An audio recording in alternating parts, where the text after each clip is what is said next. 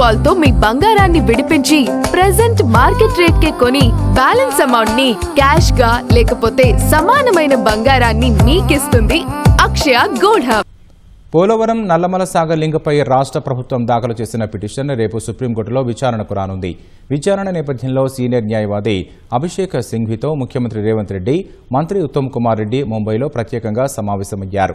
రాష్ట్ర ప్రభుత్వం తరఫున సమర్థమైన వాదనలు వినిపించాలని న్యాయ నిపుణులకు సూచించారు.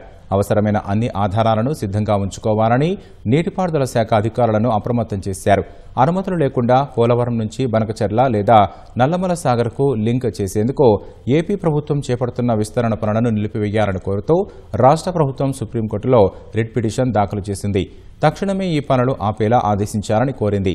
పోలవరం ప్రాజెక్టు విస్తరణ పనులు చేపట్టడం చట్టబద్దం కాదని, తెలంగాణ అభ్యంతరాలను పరిగణలోకి తీసుకోకుండా ప్రీ ఫిజిబిలిటీ రిపోర్టులను కేంద్ర ప్రభుత్వం పరిశీలించడం సమంజసం కాదని అభ్యంతరం తెలిపింది.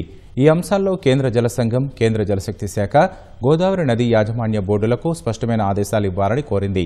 కేంద్ర జల సంఘం మార్గదర్శకాలకు విరుద్ధంగా ఏపీ డీపీఆర్ తయారీకి సిద్ధపడుతోందని, వెంటనే ఈ చర్యలను ఆపాలని కోరింది.